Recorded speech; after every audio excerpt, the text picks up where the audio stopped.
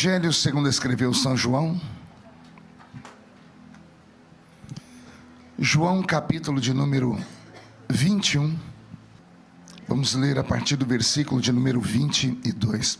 Se o sonoplasta puder me ajudar com o som aqui, eu vou agradecer muito, tá bom? João capítulo de número 21, versículo de número 22. E disse-lhe Jesus: se eu quero que ele fique até que eu venha, que te importa a ti? Segue-me tu. E divulgou-se, pois, entre os irmãos este dito, que aquele discípulo não havia de morrer. Jesus, porém, não lhe disse que não morreria. Mas, se eu quero que ele fique até que eu venha, que te importa a ti? E este é o discípulo que testifica destas coisas e as escreveu. E sabemos que o seu testemunho é verdadeiro. Amém, igreja? Amém. Livro do Apocalipse, capítulo 1 do livro da Revelação. Apocalipse, capítulo 1, versículo de número 10. E eu fui arrebatado em espírito no dia do Senhor, e ouvi por detrás de mim uma grande voz, como de trombeta, que dizia: o que vês, escreve-o num livro, e envia-o às 7 igrejas que estão na Ásia: a Éfeso, a Esmirna, a Pérgamo, Tiatira, Sardes, Filadélfia e Laodiceia. E virei-me para ver quem falava comigo, e virando-me, vi 7 castiçais de ouro. E no meio dos 7 castiçais, um semelhante ao Filho do Homem, vestido até os pés de um vestido comprido e cingido pelo peito com um cinto de ouro. A sua cabeça e cabelos eram brancos como a lã branca, como a neve, e os seus olhos como chama de fogo, e os seus pés semelhantes ao latão reluzente, como se tivesse sido refinado numa fornalha, e a sua voz como a voz de muitas águas. E ele tinha na sua destra 7 estrelas, e da sua boca saiu uma espada aguda de 2 fios, e o seu rosto era como o sol quando resplandece na sua força. Capítulo 5 do Apocalipse.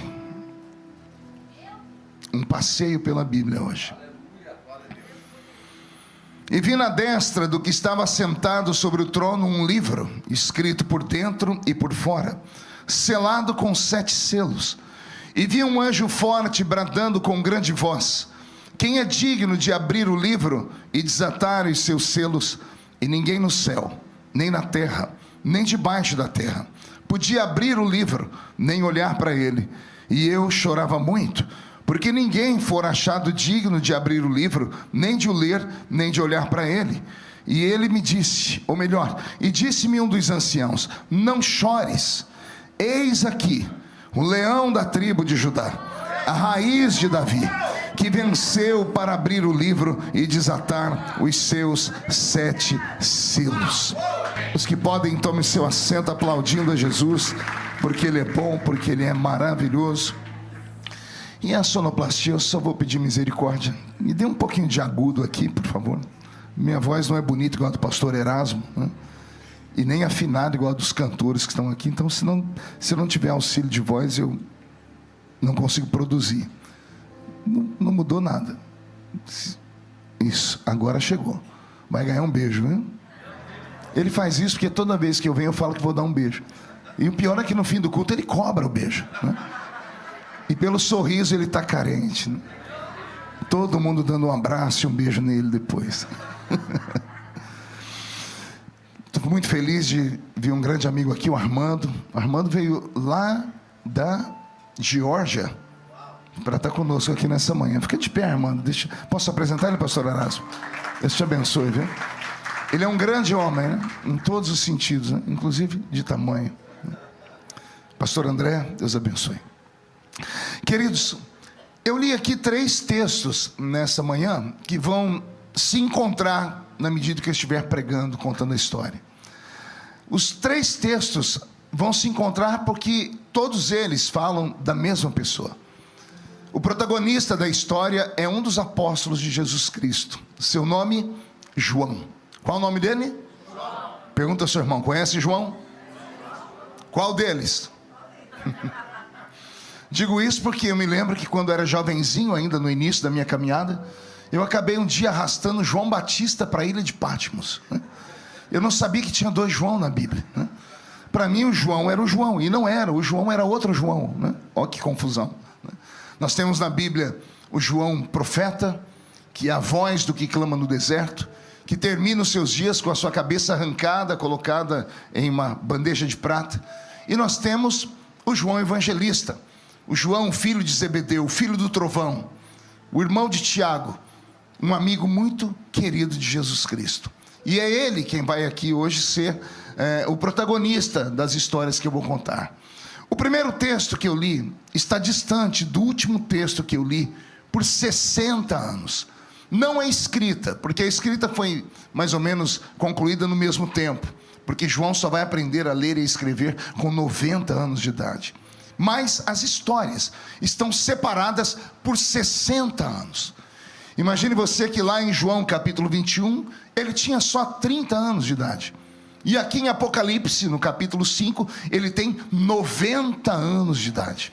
É uma caminhada ao lado do Senhor. 60 anos adorando ao eterno Deus. 60 anos de vida íntegra, de vida pura, de santidade, de comunhão.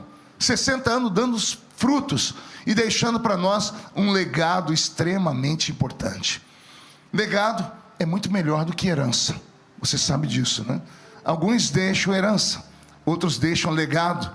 Herança é o que você deixa para as pessoas. Legado é o que você deixa nas pessoas. Você imprime nelas aquilo que foi parte da sua história. Esse João aqui no capítulo 21, ele está em uma reunião. Eu disse em uma o quê? Reunião. No capítulo 21 do Evangelho, Jesus está ressuscitado. Jesus saiu da tumba. Já havia aparecido a cerca de 500 testemunhas por um período de 40 dias. E nesse período de 40 dias, ao aparecer essas testemunhas, ele marcou 2 grandes reuniões. A primeira está sendo realizada aqui no capítulo 21.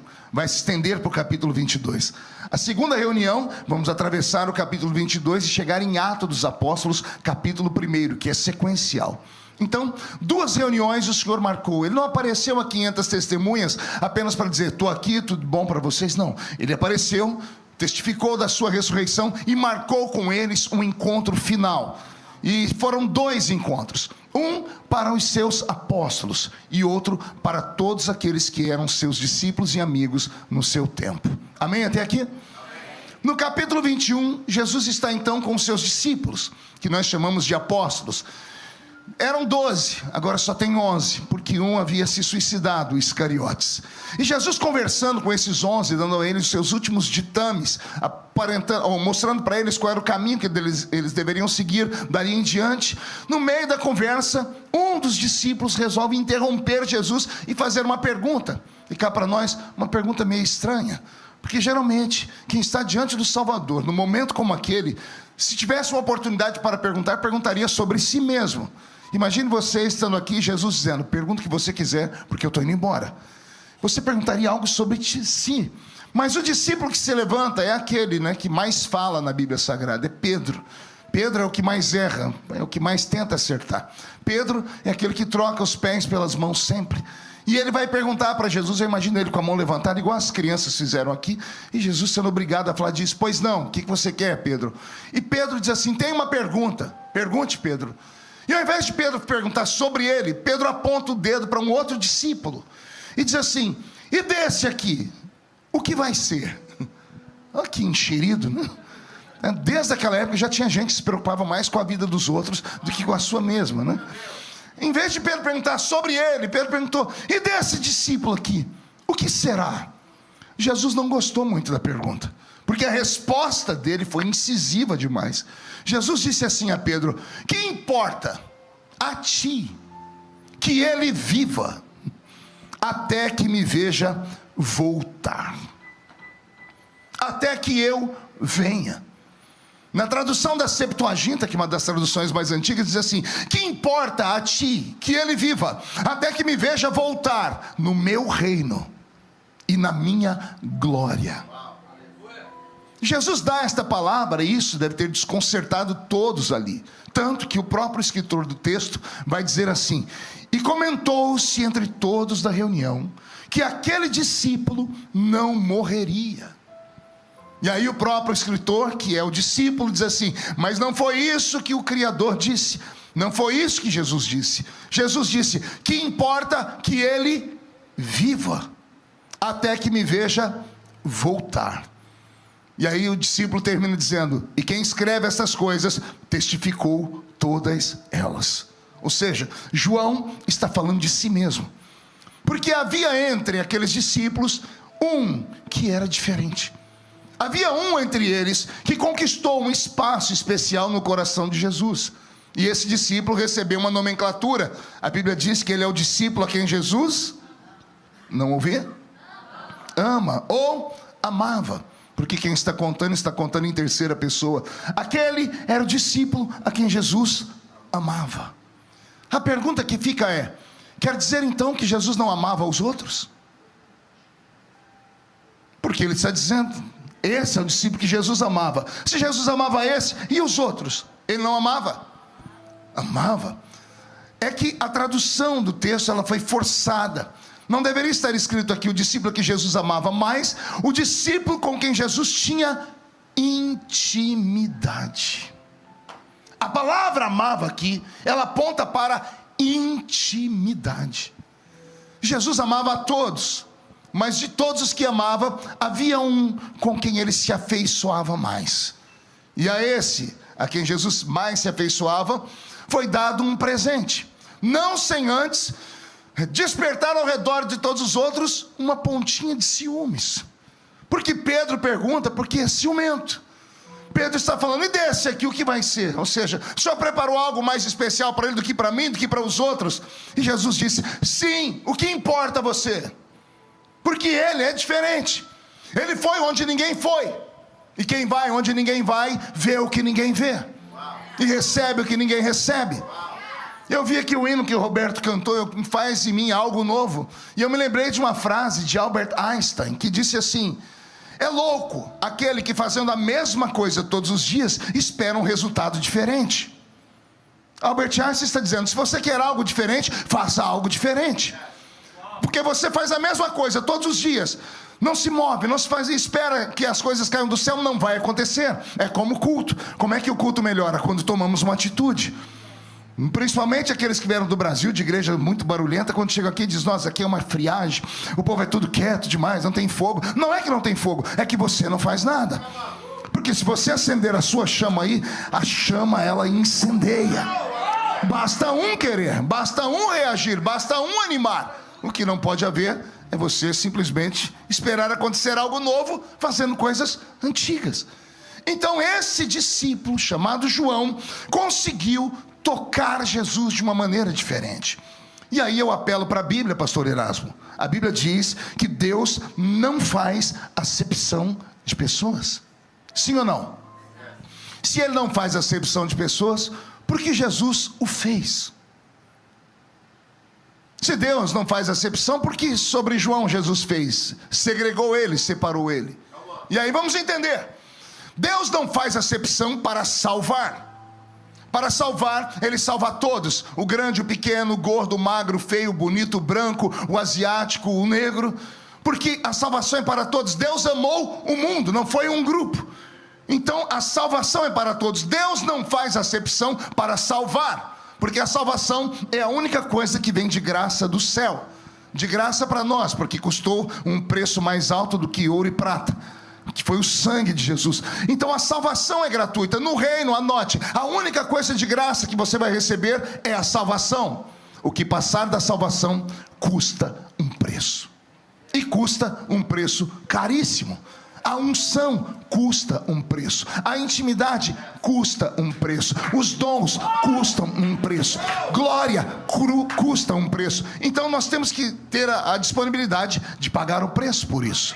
Deus não faz acepção para salvar, mas para usar,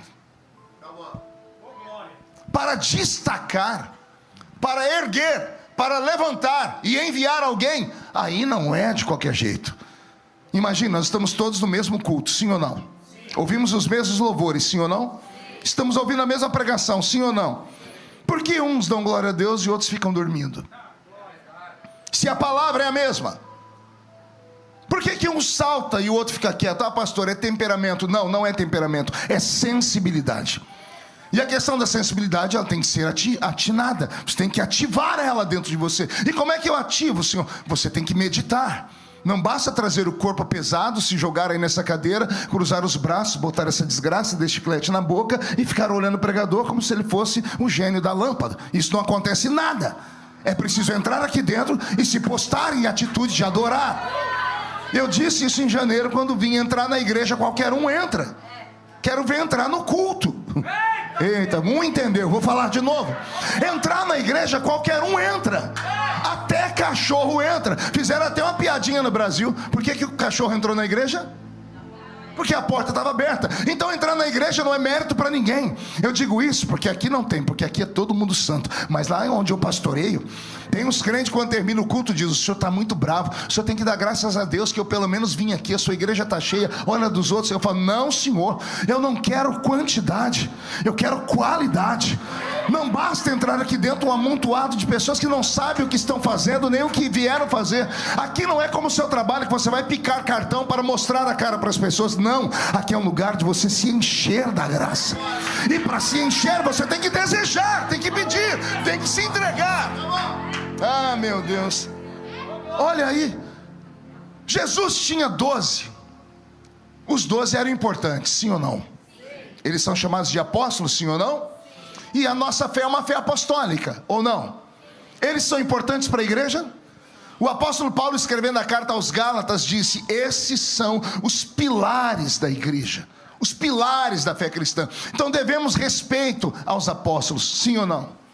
Agora, se são tão importantes, eu vou pedir para você fazer um exercício agora. Traga com seus lábios para mim o nome dos 12 de cor agora. Vai lá, e eu vou lendo aqui os lábios. Isaías não.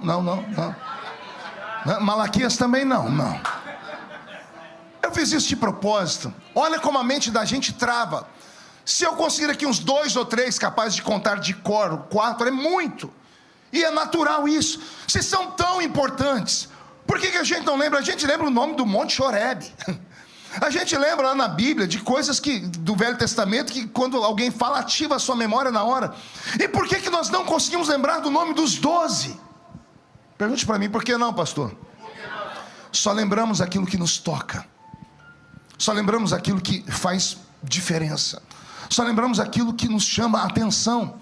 E embora a vida dos 12 seja extremamente importantes, lindas e maravilhosas, tem 9 deles que raramente nos toca. Mas tem um trio, que eu chamo de trio parada dura, que toda vez que alguém lembra de um, é automático, você tem que falar o nome dos outros 2. Qual é o nome deles?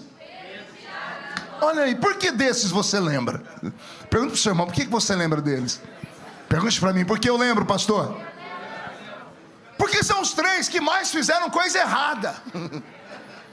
São os 3 que mais Jesus puxou a orelha deles. É sério.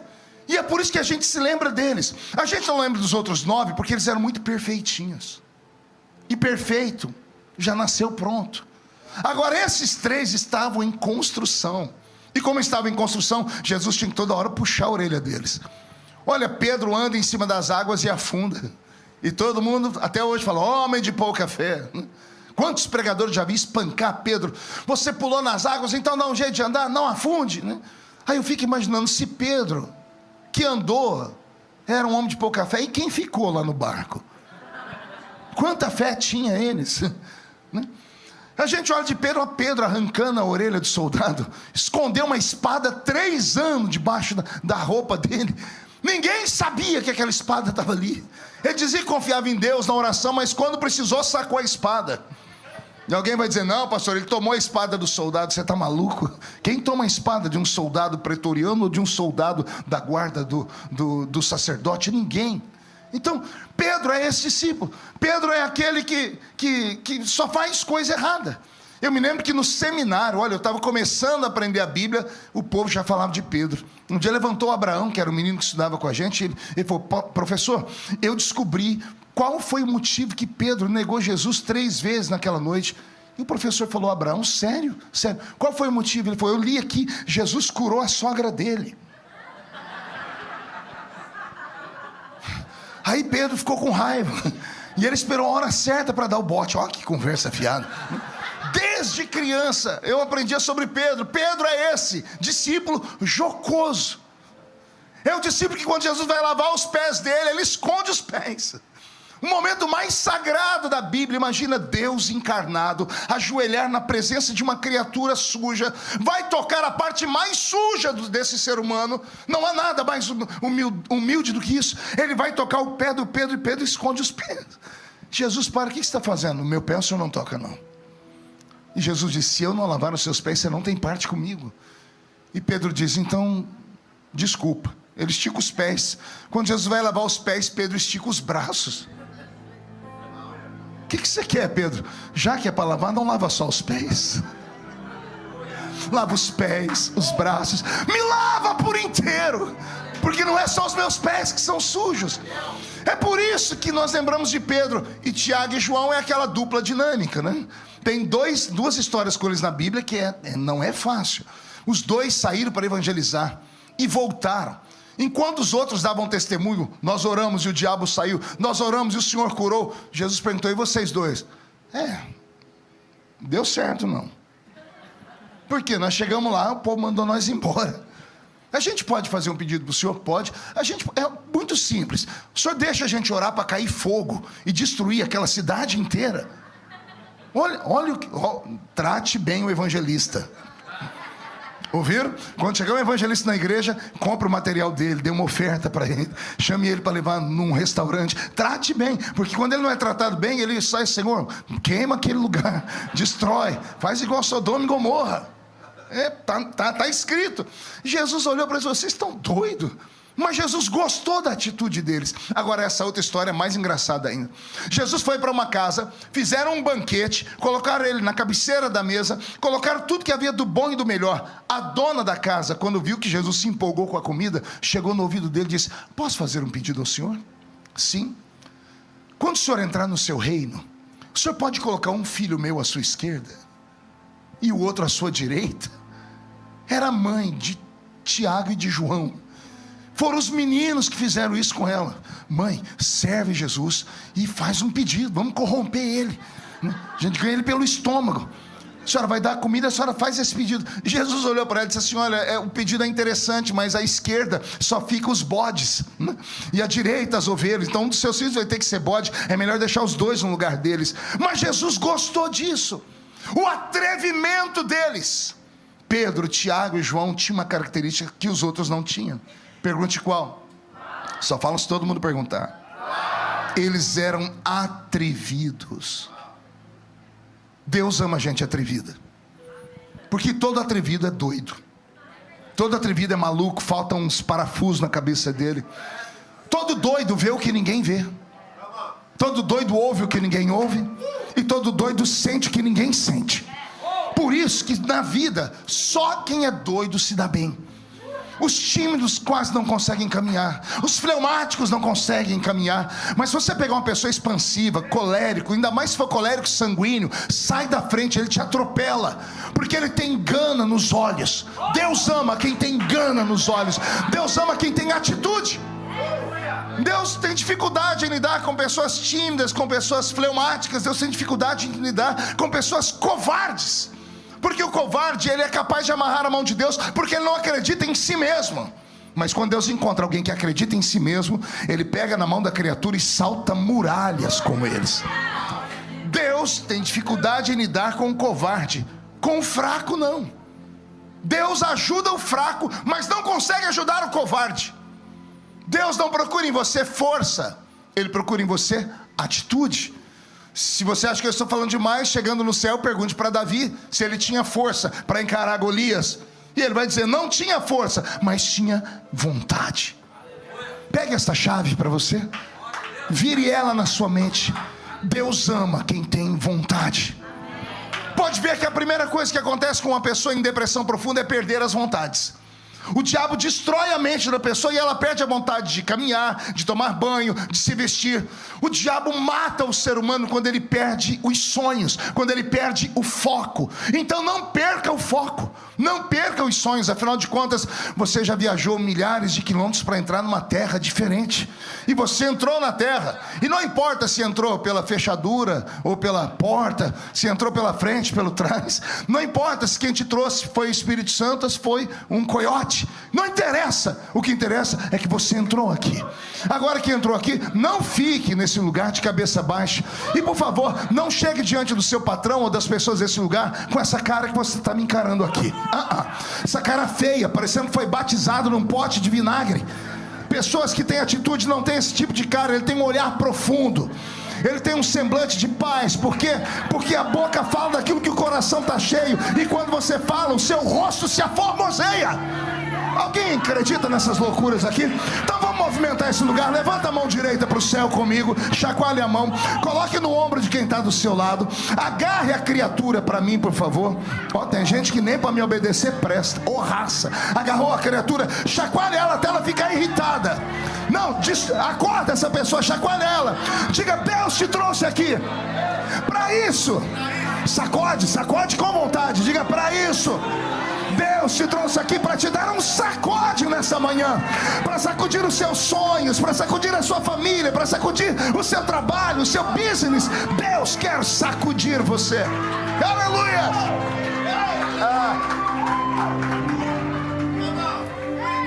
Jesus tinha 12, Erasmo, e dos 12 ele tinha 3.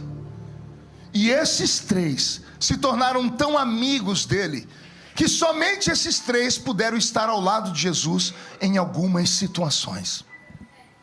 Alguém lembra de um velório de uma criança que estava dentro do quarto morta? E quando Jesus chegou na casa dela, entrou no quarto. Quando viu a criança morta, até o Salvador tremeu. Ele saiu do quarto e chamou o pai e a mãe, porque pai e mãe acreditam em qualquer coisa, principalmente quando o filho está morto. E eu sei disso por experiência própria. Quando eu enterrei o meu filho, se alguém chegasse e falasse para mim: faz isso porque ele vai ressuscitar, eu faria. Então pai e mãe entraram no quarto porque estavam prontos. Aí Jesus olhou para a galera dele, os 12. Ele falou: não pode entrar todo mundo aqui, porque eu conheço eles. Todos são especiais, mas nem todos estão preparados para vir aqui. Aí Jesus chamou só 3. Qual o nome deles? E lá entra o trio parada dura com Jesus dentro do quarto. Está Jesus, os 3, o pai e a mãe chorando, acreditando. Jesus com esses 3 ao redor da cama e a criança está morta. Queridos, uma coisa é você ir no enterro de um adulto, de um velho. Outra coisa é você ir no enterro de uma criança. É anormal, é fora da normalidade. Choca que dá dúvidas, a gente começa a questionar a vida. Jesus olhou para aquela criança e o corpo humano dele tremeu. Ele precisava de pessoas que estavam ali no mesmo nível de fé para acreditar que o sobrenatural poderia acontecer de fato. A morte estava dentro daquele quarto, Erasmo. Tanto que esta ressurreição, Jesus não vai fazer de maneira simples. É diferente das outras ressurreições da Bíblia. Jesus vai usar 2 palavras em aramaico. Ele vai gritar, não com a menina, mas com a morte. Ele vai dizer: Talita cumi. E tem gente que até hoje acha que Jesus está chamando a menina pelo nome, Talita, e o nome dela não era Talita. Jesus não está falando Talita cumi. Ele está dizendo: eu passei a madrugada orando, coberto com o talit, que é aquele pano que o judeu coloca na cabeça para orar, que tem 613 cordinhas aqui embaixo. Somente um rabino, quando vai orar com muita intensidade, usa isso. E para não cair no erro que a própria Bíblia condena, de não ficar com repetições vãs diante do Senhor em oração, ele catava em cada uma das cordinhas, recitando uma das leis estabelecidas no livro de Levítico. 613 eram elas. Para fazer essa oração levava-se horas e horas da madrugada. Então Jesus havia passado uma madrugada intensa em oração, e agora ele está diante da morte, que levou uma criança, e aquilo o amedrontou. Por isso ele só colocou pessoas do seu mesmo nível ali dentro. E ele gritou com a morte: não estou sozinho, tem pessoas de fé, tem o pai e a mãe que estão concordando, e eu orei a madrugada inteira coberta com talit. Eu invoquei as leis. Então, menina, eu te digo, senta. E a menina sentou. E ela teve fome. Para oportunidades como essa, Jesus não poderia levar os outros, somente esses 3, porque eles eram malucos. Jesus está caminhando pela terra um certo dia. Ele para, numa epifania, ele ouve vozes. E ele para e diz assim aos seus discípulos: vocês vão ficar aqui e eu vou subir aquele monte ali, o Monte Tabor, o Monte da Transfiguração. E só pode subir comigo os doidos, Pedro, Tiago e João, vamos embora. Os outros não puderam ir. Chegando lá, o céu se misturou com a terra, o corpo de Jesus se transfigurou. Moisés e Elias desceram, conversaram com eles. Pedro gritou quando terminou a reunião: bom é estarmos aqui. Vamos fazer uma tenda para ti, uma para Moisés e para Elias e outra para nós. Não vamos mais sair daqui. Por que Jesus não levou os outros para lá? Porque eles não estavam preparados para ver aquilo. Agora, o texto mais belo sobre esse momento de comunhão, de amizade, é no dia em que Jesus foi traído. Jesus está no monte orando, das oliveiras. A Bíblia diz que a alma dele estava agoniada. Por um momento ele levanta e chama os 3 amigos. Qual o nome dos amigos? E olha o que ele diz para eles: para os outros eu não posso falar, mas para vocês eu posso. A minha alma está angustiada até a morte. Eu fico imaginando o que os 3 pensaram. Imagina você ver o seu super-homem e ele acabou de encontrar uma criptonita. Está vendo que o seu super-homem, que transfigura, que traz uma criança da morte para a vida, que quebra a lei da gravidade andando em cima das águas, que multiplica pães e peixes, falar para você que ele está com medo de morrer. E detalhe, ele não conta para todo mundo, só amigos entendem. Sabe o que eu descubro? Que dos 12 que eram especiais. E por que eram especiais? Porque Jesus teve milhares de discípulos. Num dia sozinho, tinha na frente dele, na sua escola, 5.000 homens, fora mulheres e crianças. Ele era um rabino, professor. Discípulo significa aluno. Então, num dia, ele ensinou a milhares. Mas agora ele segregou desses milhares somente 12. Esses 12 passaram no teste, se tornaram seus fiéis escudeiros. Então eram especiais. Todos eles eram especiais, sim ou não? Sim. Só que dos 12 ele tinha 3. Porque esses 3 saíram da especialidade e se tornaram amigos. Mas dos 3 teve um que quis ir mais longe. O seu nome? João. E João se tornou íntimo. E como foi que ele se tornou íntimo? Só tem um texto na Bíblia, esse texto é até perigoso, porque a Bíblia diz que João reclinava a cabeça, onde? No peito de Jesus. Por que é perigoso? Reclinar a cabeça no ombro, dá certo, você está do lado da pessoa, encosta. Como é que alguém coloca a cabeça no peito de alguém? João quebrou leis, e uma das leis, uma das mais severas leis para os judeus, era que homem não tocava em homem. A punição era a base de pedradas. A pessoa morria, era assassinada. Esse João vai e cria um nível de intimidade com Jesus tão grande, que ele coloca a cabeça no peito do Salvador. Quando alguém coloca a cabeça no peito de alguém, só tem 2 coisas para fazer: ou você empurra, ou você abraça. Porque não dá para ficar com a mão assim para baixo. A pessoa está aqui. Então Jesus não empurrou, Jesus abraçou. Jesus percebeu que João queria algo que os outros, se queriam, não tinham coragem de falar. João foi onde ninguém foi, e por isso se tornou o discípulo a quem Jesus tinha intimidade, o discípulo a quem Jesus amava. O que o senhor quer dizer com isso, pastor? Eu estou pregando só para especiais nesta manhã.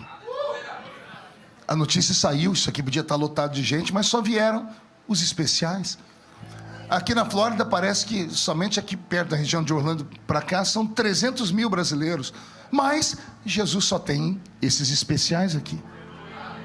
Todos os que estão aqui são especiais.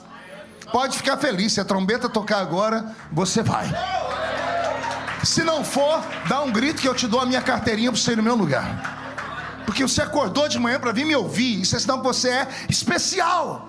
Se você é especial, é porque Deus viu alguma coisa em você que ninguém viu ainda.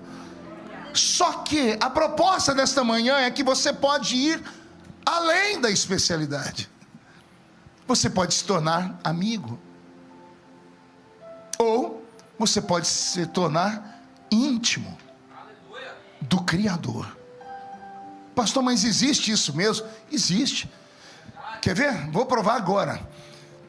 Quase todo crente que eu conheço aqui nesse país tem uma mãe de oração, ou um pai de oração, um oráculo, um profeta. Ele vem na igreja, canta com a gente, mas quando o negócio aperta, pega o telefone. Irmã Maria, geralmente é do coque. Geralmente só tem 2 dentes na boca. É o zagueiro e o atacante. Geralmente é gente que sobe um monte, desce um monte. Alguém aqui tem alguém de oração? Tem aí no seu telefone o número? Pois bem, por que você liga para aquela criatura quando você está no vale? Você não é filho do mesmo pai que ela? Você não lê a mesma Bíblia que ela? Não canta os mesmos hinos? Não crê no mesmo Cristo? Não vai para o mesmo céu? Não é filho? Você é filho igualzinho. Mas por que você liga para ela?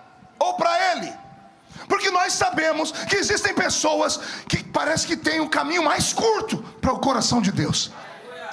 Parece que a gente tem o WhatsApp, essas pessoas parecem ter um contato imediato, né? A gente até liga no telefone de Deus, mas a senhora que está fora de área, não atende, cai na caixa postal. Essas pessoas ligam e Deus responde na hora. O que elas têm? Intimidade. Como é que se conquista intimidade? Tem que caminhar junto. Tem que ter tempo de mesa junto. Tem que se revelar, se abrir. Tem que amar e desejar. A caminhada com Deus é a mesma desde a Bíblia Sagrada, desde os primórdios. Tem um homem que andou tanto com Deus que Deus o tomou para si. Enoque. Esse é o caminho de quem caminha com Deus. Quanto mais perto de Deus você ficar, mais parecido com Ele você vai ficar. E o contrário também é verdadeiro. Quanto mais perto dos homens você ficar, mais parecido com os homens você vai ficar. A escolha e a decisão é nossa.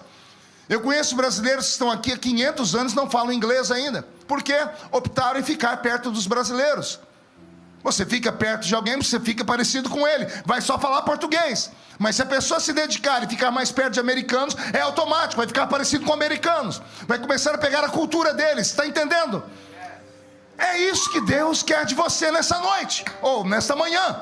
Ele quer saber até onde você quer ir com Ele. Já deixa explicado, aqui você já está salvo, está tranquilo. Pode voltar para sua casa, para o seu business.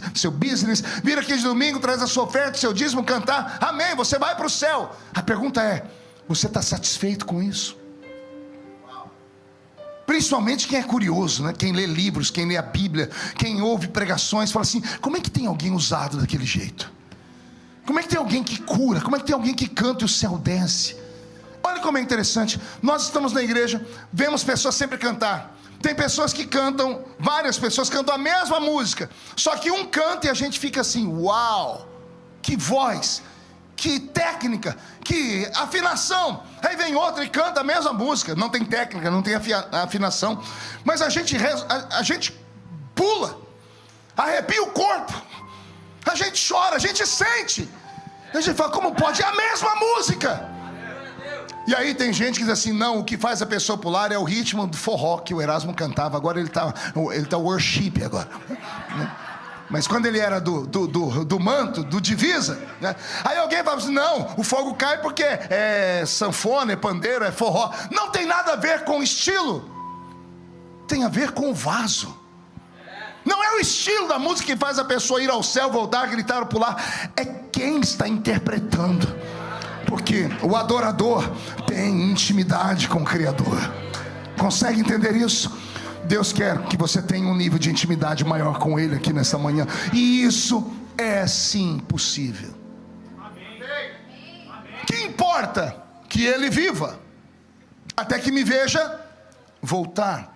Quando Jesus disse isso, Jesus liberou sobre João uma palavra que eu chamo de promessa. Chamo do quê? E quem foi que fez a promessa?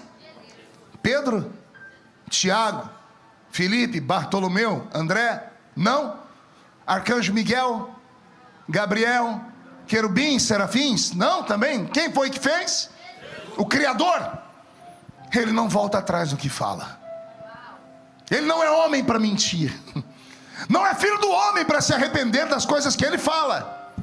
Então quando Jesus olhou para João e disse: que importa que ele viva, a palavra do Senhor se tornou um manto que cobriu João e transformou João em um ser imortalizado, enquanto aqui vivesse. A morte não tinha poder sobre ele. Depois que Jesus disse: que importa que ele viva para me ver voltar, Jesus blindou João. Veio sobre ele uma unção tão poderosa que a morte não conseguia arranhar o corpo dele. Num tempo em que a própria palavra diz que o viver do homem era 70, 80 anos, e o que passar disso, enfado e cansaço, João vai viver 90 anos. Um homem que vive 90 anos, naquela época, era o homem mais infeliz do mundo. Pergunte por quê? A expectativa de vida era curta. As pessoas morriam cedo. Não havia medicina como temos hoje.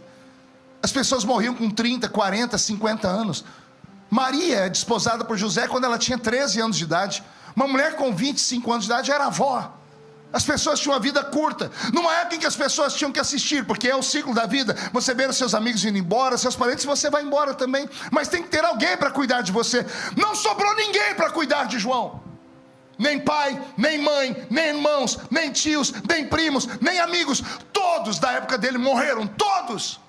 Ele era um ser isolado do mundo. E não é que ele não queria morrer. Ele não podia. Porque havia uma promessa sobre ele. Meu corpo arrepiou agora. Aleluia. Havia uma promessa sobre ele.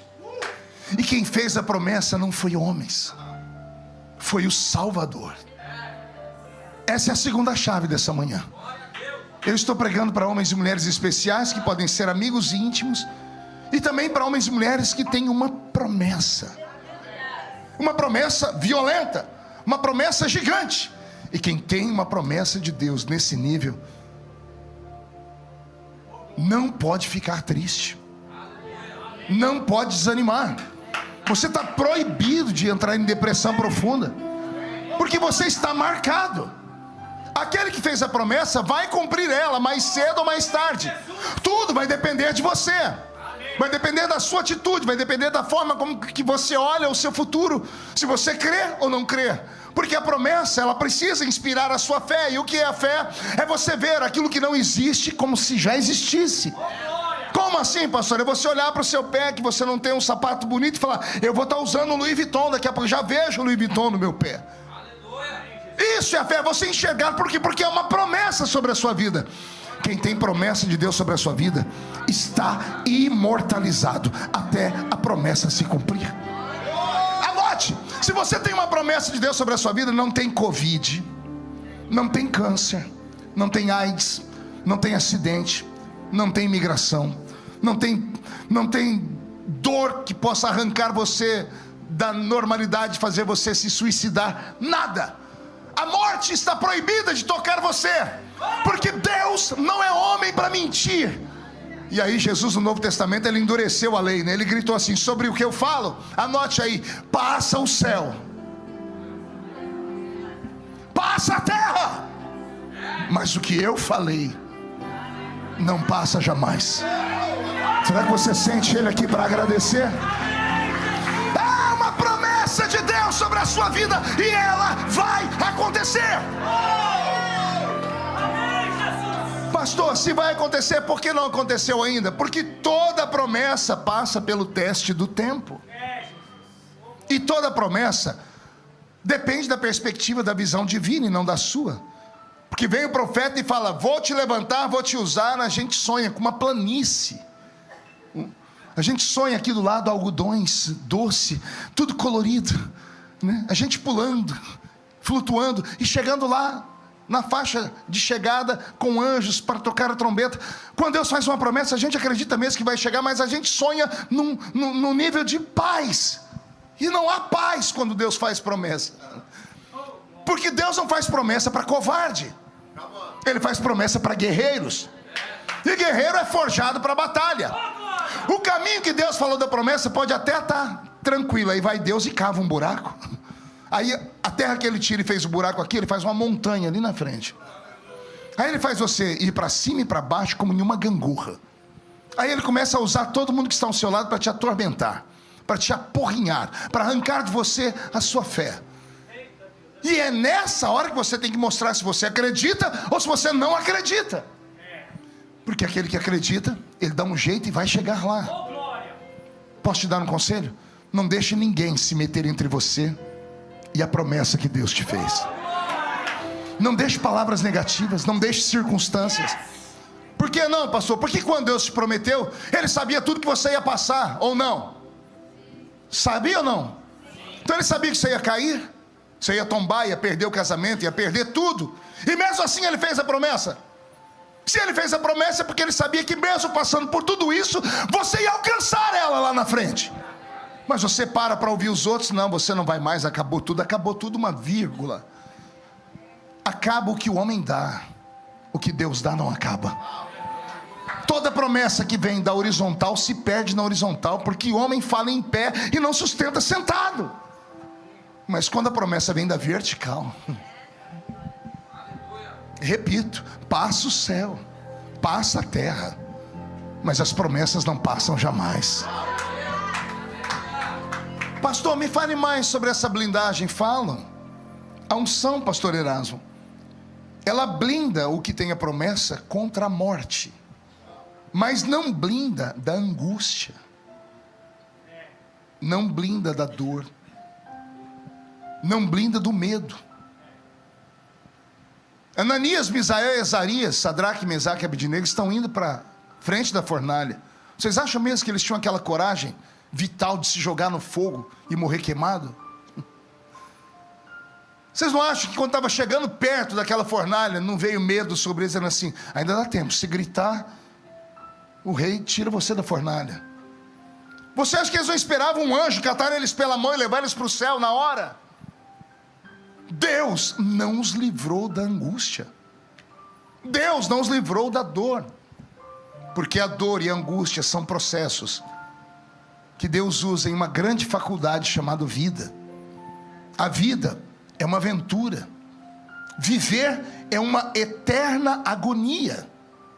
Repito, depois que Adão pecou lá no jardim, viver se tornou um fardo. Não é fácil viver, somente pessoas corajosas vivem, o restante sobrevive, e os demais saltam da vida para a morte com as suas próprias mãos, não aguentam suportar o peso da existência. Então viver não é fácil, mas é possível. Sozinho não dá, com Jesus já é difícil, imagina sem Ele. Sem Ele é impossível. Então há uma promessa de Deus sobre a sua vida, se apegue a ela, crave as suas unhas nas suas promessas, tire as unhas das costas do irmão que te carrega, que não sei se aqui tem, na minha igreja o que tem de gente que parece um parasita. A pessoa não anda, ela tem que andar em cima dos outros. A gente tem que arrastar, tem que ligar para ir para a igreja, tem que buscar, tem que... nada para a pessoa estar bem. São parasitas, porque elas escoram no lugar errado. Não se escorem em homens, porque se o homem cair vai você junto. Se escore nas promessas. Como é que você acha que eu cheguei até aqui? Eu tive uma oportunidade que vocês não tiveram. Eu nasci no meio do mato. Aqui o povo aqui só fala how are you, né? Erasmo? Eu vim lá da Vila Tatu. E lá na Vila Tatu eu ia numa igrejinha pequena. E na igrejinha pequena eu me aproximei de gente mais crente do que eu. Esse é o segredo. E me aproximei de gente mais velha do que eu. Eu, adolescente, 14, 15 anos, não saía do culto do círculo de oração. Alguém lembra do círculo de oração aqui? Eu estava lá em todo o culto. Um dia eu estou num culto, está a irmã Geni pregando. A irmã Geni usava um óculos fundo de garrafa assim, né? Ela estava pregando, ela parou assim: minhas irmãs, eu tô vendo um negócio estranho. Ela tirava o óculos, limpava, botava. Eu falei assim: eu vou ter que falar. Aquele menino ali, ó, todo mundo olhou para trás e eu olhei também, mas não tinha mais ninguém para trás, era só eu. Por que eu estou vendo esse menino embrulhado na bandeira do Brasil? A bandeira virou uma roupa ao redor dele. Aí ela deu um grito: ah! A bandeira está levantando ele. Agora está aparecendo um monte de bandeira na frente se curvando. Por que eu estou vendo isso? Caiu uma glória. Olha só, eu era cortador de cana de açúcar. Quem ia entender essas coisas? Saímos contando, cidade pequena. Eu virei motivo de chacota na igreja. Os meninos falam: e aí, super-homem, vai voar com a bandeira? Todo mundo ria. Também é tudo gente pobre, tudo gente simples, não tinha visão de futuro. Mas eu me agarrei a essa promessa. Eu enfiei minhas unhas naquela bandeira e disse: se Deus falou, vai acontecer. E olha, nesses últimos 3 anos, só ao lado do presidente, em viagens internacionais, diplomáticas, eu fui em 14 países. Jantei ao lado dos homens mais poderosos do mundo. E eu falei: meu Deus, o que eu estou fazendo aqui? Eu estava orando num quarto no Cazaquistão, falando: Senhor, como é que eu vim parar no Cazaquistão? E eu orando, e o Senhor disse assim: lembra da irmã Geni?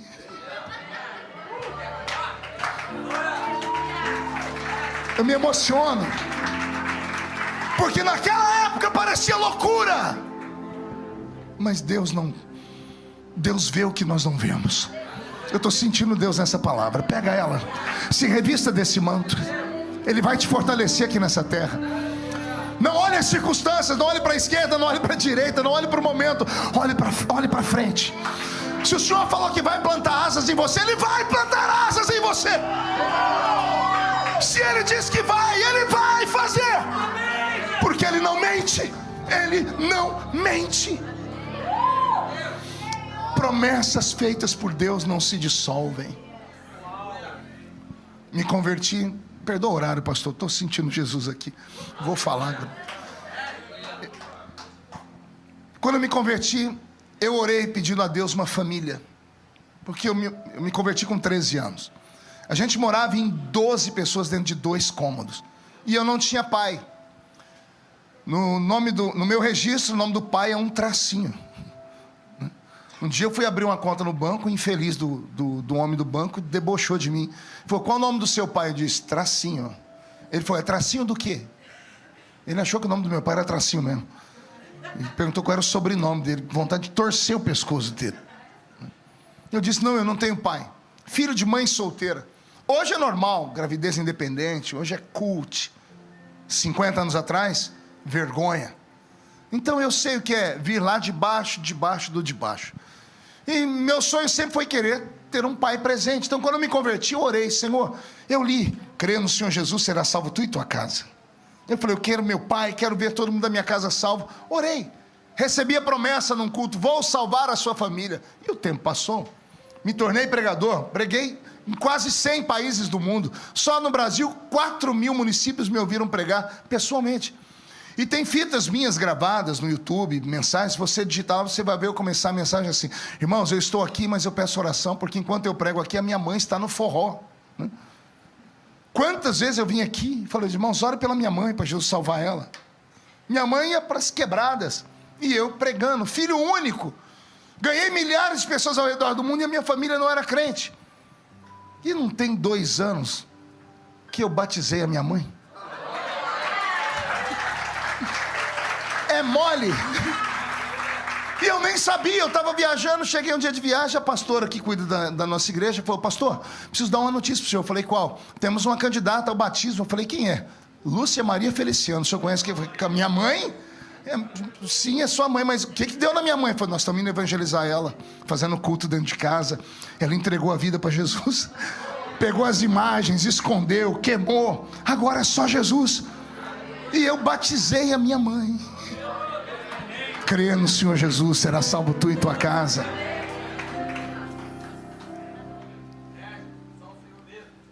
Recebi uma ligação no meio do caminho desses anos todos. A ligação era que eu devia ir no hospital. Cheguei no hospital, entrei no quarto e estava o meu pai, o Sr. José Antônio Novo, meu pai biológico, um português, os olhos azuis. Eu já tinha visto ele outras vezes. Ele era um homem forte, risonho, ímpio, que só Deus na causa. Não aceitava falar de nada de Cristo. Aí eu chego no hospital, tá ele, meio vivo, meio morto, com a barriga aberta, câncer no estômago, morrendo. Mandou me chamar, eu disse, pois não, o senhor mandou me chamar. Eu preciso que você cuide da sua mãe, porque eu não dou conta mais de pagar o aluguel dela, eu não tenho mais condições de ajudar, porque eu estou impossibilitado e nem sei quanto tempo de vida eu tenho. Mas foi papo reto, duro. E eu falei para ele, sim senhor, pode ficar tranquilo, a minha mãe tem filho, eu cuido dela. Mais alguma coisa? Ele disse, não, é só. Eu falei, boa sorte para o senhor. Virei as costas. Quando eu coloquei a mão na maçaneta da porta para sair, ele me falou uma palavra que eu nunca tinha ouvido na vida. E palavras paralisam a gente, sabia disso? Ele falou, filho. Quando ele falou filho, eu me tremi inteiro. Era o meu sonho. Vi um pai me chamar de filho. E ele, filho. E eu fui perdendo as forças, eu quase desmaiei. E eu olhei para trás, o velho estava chorando. Falou, vem cá. Cheguei perto dele, disse, pois não, disse, eu posso te dar um abraço?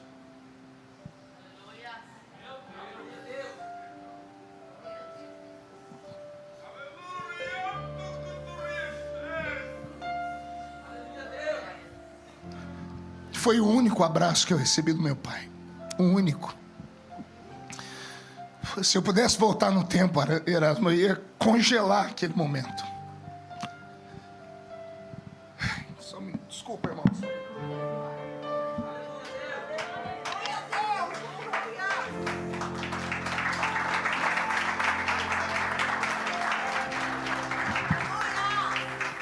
É a vida, é assim a vida. E depois que eu abracei ele, ele me deu uma palavra, ele disse, eu tenho muito orgulho de você. Eu não sabia que ele conhecia a minha vida. E eu saí para viajar, eu já pregava. 30 dias depois, eu recebo outra ligação. A família do meu pai me procurando, dizendo, olha, ele entrou em estado de coma e o último nome que ele gritou foi o seu. Aí eu deixei as viagens, fui para casa. Um dia, 6 da manhã, eu entrei no hospital. Aí entrei no quarto. A figura que eu vi, Erasmo, era de dar pena. Porque ele estava menor do que estava antes. Estava um cadáver numa cama. Osso e barriga estufada. Pele e osso e a barriga estufada. Os olhos dele arregalados assim, olhos azuis. O médico dizia que ele não enxergava nada. Que estava em coma. E eu olhei para aquele velho e disse, meu Deus, como a vida é curta. E como a vida é tacanha, é uma agonia eterna. Maldito é o ser humano que se estriba em cima da sua saúde, da sua beleza, da sua riqueza. Ele acha que é eterno isso. E basta um acidente, somos frágeis demais. Basta uma notícia, uma biópsia, e a vida da gente vira de cabeça para baixo. E aí eu olhei o velho, fiquei sentado na cadeira, fiquei imaginando as cenas, quantas cenas nós podíamos ter vivido juntos. E de repente eu senti a morte chegar. Quem é sensitivo percebe essas coisas. Eu senti o ambiente congelar. E eu fechei o olho e disse, Deus, o que está acontecendo? O Senhor disse, a morte chegou para levar. E eu fiquei em pé. Eu olhei meu pai, a carranca dele, ele estava com uma cara feia, parecia uma cara de monstro. Dava para perceber que ele estava lutando. E eu falei, e agora? O Senhor disse, salva ele. Eu disse, como eu posso salvar? Ele disse, usa a palavra, prega para ele. Falei, mas ele não se move. Eu lembrei do médico falando, ó, o ouvido funciona. Não funciona os olhos, a boca, o pé, a perna, mas o ouvido funciona. E eu pulei em cima dele, botei a mão no peito dele e repreendi a morte. E fui no ouvido dele e falei do Evangelho. Eu comecei em Gênesis, fui a Malaquias e voltei. Depois saí de Malaquias, entrei em Mateus, fui até o Apocalipse e voltei. Eu preguei para ele por 40 minutos. Quando eu terminei de pregar, eu fiz o apelo a ele. Só que não tinha resposta, porque ele estava em coma. E eu fechei o olho e disse, Senhor, será que funcionou? Será que ele te aceitou? Quando eu abri o olho, olhei para o velho, uma lágrima escorreu aqui. Só que a lágrima foi escorrendo e o rosto dele foi mudando. Sofreu uma metamorfose. De rosto de angústia, tristeza, foi parecendo o rosto de uma criança. Eu saí do quarto, fui chamar um irmão meu, porque eu achei que eu estava vendo coisas. Falei, dá uma olhadinha aqui no pai, vê se você vê alguma coisa diferente. Ele olhou e disse, caraca, o que você fez? Falei, porque ele está parecendo uma criança. Aí saiu lá fora para chamar os outros, que eu descobri nesse dia que eu tinha 6 irmãos. Eu tenho irmãos mais velhos do que minha mãe, para dar nó na cabeça de vocês. Imagine, eu tenho irmãos mais velhos que a minha mãe, né? 6. E aí ele saiu, chamamos os outros. Quando os outros entraram, o pai não estava mais lá. Morreu. Saiu desse mundo. Entrou no céu. Chegou cheirando fumaça. Mas entrou. Crê no Senhor Jesus. Será salvo tu e a tua casa. Nós crentes só temos a palavra. Se apegue à palavra, se apegue às promessas. Crave suas unhas em cada uma das promessas que você recebeu. E vou dizer mais: o problema não é seu das promessas se cumprir, é dele. Não me fulmina, Senhor, não me fulmina. Porque foi Ele que falou, André. Você estava quieto no culto, você estava em casa, lendo a Bíblia, ouvindo louvor. De repente queimou a palavra. Você diz: Deus está falando comigo. Não foi você que chamou, foi Ele que te chamou. Se Ele diz que vai fazer, vai acontecer.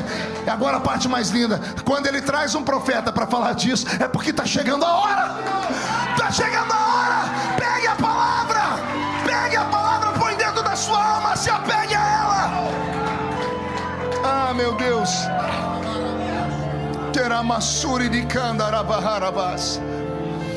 Vamos encerrando. 60 anos depois, João está jogado na ilha de Patmos. Pergunte por quê? Porque o imperador Domiciano tentou matar ele. Só mais um na fila. E não conseguia matar ele. Ele estava imortalizado. O imperador Domiciano mandou fazer um tacho de azeite fervendo. A história conta isso. E jogou João lá dentro. Era para ele ter virado uma bolinha de borracha, ter derretido. Mas o azeite não fez efeito nele. Um poeta e escritor disse que o imperador gritou: por que este azeite quente não te queima? E João gritou: o azeite que está dentro de mim é mais quente do que o que está por fora. Não posso morrer. Mandaram João para a ilha de Patmos. Vou deixar ele falar. Eu estava lá na ilha de Patmos, olhei para a esquerda, não tinha saída, para a direita não tinha saída, porque é uma ilha. Olhei para frente, só bandidos. Olhei para trás, o mar fechado, portas fechadas para frente, para trás e para os lados.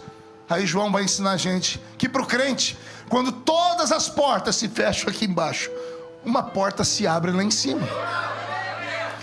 Ele diz: e eu caí de joelhos. Caiu como? A única forma de bater na porta do céu não é com a mão, é com os joelhos, viu? Ele bateu os joelhos no chão e ele disse: eu ouvi uma voz por detrás de mim e virei para ver quem era. E quando ele olha, ele vê um ser que ele não sabe quem é, porque se soubesse ele dizia o nome dele. Ele olhou e desenhou. Ele disse: eu vi 7 castiçais de fogo, e entre eles um semelhante ao Filho do Homem. E quando eu olhei e vi que os seus cabelos e a cabeça eram brancos como a neve, os seus olhos como tochas de fogo, os seus pés reluziam como latão de saída da fornalha. Um linho puro cortava o seu peito, ou cobria o seu peito, e um cinturão de ouro traçava o seu corpo. E da sua boca uma espada aguda de 2 fios que gritou: João, sobe para cá. João viu esse ser extraordinário. A pergunta que eu faço é: por que ao invés de ele falar eu vi Jesus, ele desenha Jesus? Quer perguntar o porquê? A última vez que ele viu Jesus tinha 60 anos. Há 60 anos atrás, Jesus tinha olhos castanhos, cabelos castanhos, 1,78, 1,80 de altura, 80 quilos, os pés furados, ressuscitado, mas não glorificado, só ressuscitado. Foi assim que João viu ele. Foi assim que João, lá no capítulo 21, recebeu a palavra da boca dele: que importa que ele viva até que me veja voltar no meu reino e na minha glória. João viu um homem subir para o céu. E agora João está diante de um homem transfigurado em Deus. É a maneira de João dizer: agora estou ficando feliz, porque agora eu já posso morrer.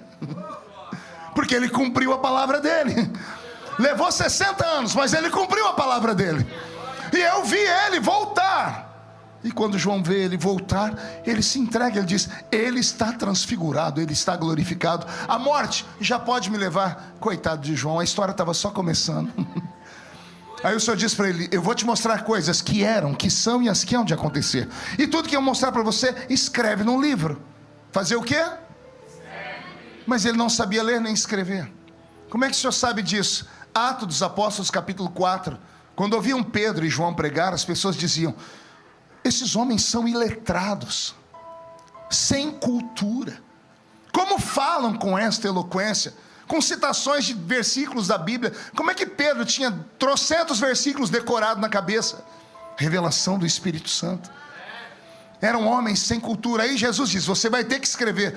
João vai sair da ilha de Patmos mais tarde, vai para a cidade de Éfeso, vai pastorear a cidade de Éfeso por um período de tempo, porque Timóteo teve um problema de crise existencial como pastor, teve que sair lá por um tempo. Aí João assume a igreja. No período em que ele pastoreia a igreja, há um avivamento, e o velho pastoreava e estudava com 90 anos para aprender a escrever. E ele escreve em grego, porque ele é um hebreu, ele fala em hebraico, ele precisa aprender um outro idioma. Com 90 anos, pega essa, não veio de mim, essa desceu agora, pega, dá tempo ainda. 90 anos, aí também danou a escrever, que ele achou que era o Paulo Coelho, não parou mais. Escreveu o Evangelho, escreveu as cartas dele, escreveu o Apocalipse ainda, né? Mas quando ele está lá no céu, e eu encerro aqui, porque a Bíblia diz que ele foi arrebatado em espírito, no dia do Senhor, um domingo como esse. Ele foi até a casa do Eterno, ele entrou no céu, ele viu o tabernáculo do Deus vivo. Pastor, o tabernáculo não é só na terra? Não, o da terra é só um reflexo do céu. Hebreus 9, assim como há um tabernáculo terrestre, que é tipo de um tabernáculo celeste, há um tabernáculo lá em cima. E assim como o da terra, ele tem 4 espaços: alpendre, átrio, lugar santo e santo dos santos. Assim como há 4 espaços, há 4 adoradores no céu, 4 categorias de adoradores: ofanins, querubins, serafins e arcanjo. Os ofanins são os anjos mensageiros. Os ofanins ficam no alpendre, na entrada do tabernáculo. Os querubins ficam no átrio, porque eles protegem a glória do eterno que há no tabernáculo. O arcanjo fica no lugar santo, porque ele protege a entrada do salão real onde está o eterno. E lá no santo dos santos estão os serafins, que ficam cantando: santo, santo é o Senhor dos exércitos. E Deerfield está ficando cheio da sua glória. Olha que belo. João entra lá no tabernáculo, e ele vai lá no santo dos santos. E quando ele entra no santo dos santos, ele vê um ser sentado em um trono, segurando na mão um livro. E o livro está fechado, por dentro e por fora. E não bastasse o livro estar fechado, ele ouviu uma voz de um promotor que gritava para o juiz que segurava aquele documento: ninguém na terra, nem debaixo dela, nem em cima dela, foi encontrado digno de olhar o livro, de abrir o livro e de ler o que está escrito nele. E a reação de João é a única que aconteceu na história do universo. Nunca mais aconteceu isso, pelo menos não naquele local. A Bíblia diz que João chorava quanto? O que é chorar muito? É chorar copiosamente, é chorar em agonia, é chorar em desespero. O choro dele é de desespero. E isso apavorou o céu inteiro, porque ninguém nunca antes chorou no céu, e nunca mais vai chorar, porque Deus viu ele chorando, e Deus criou uma lei, na hora, como lá no parlamento, a gente vê uma coisa errada, a gente cria uma lei. Deus criou uma lei, e ele disse: quando todos vierem morar aqui, eu vou esperar vocês na entrada do céu, com um lenço da eternidade na minha mão, e eu enxugarei dos vossos olhos todas as suas lágrimas. Já leram a promessa em Apocalipse? Por que Deus vai enxugar dos olhos? Porque lá não é lugar de choro. João foi o único que chorou no céu, e o choro dele provocou o céu inteiro. A pergunta é: por que ele chorava? Pergunte para mim: por que, pastor? Porque ele viu um livro fechado, sim ou não? Então ele queria que o livro fosse aberto, sim ou não? Só que a Bíblia diz que quando aquele livro foi aberto, a primeira coisa que aconteceu foram 4 cavaleiros que vieram destruir o mundo. Os 4 cavaleiros do Apocalipse.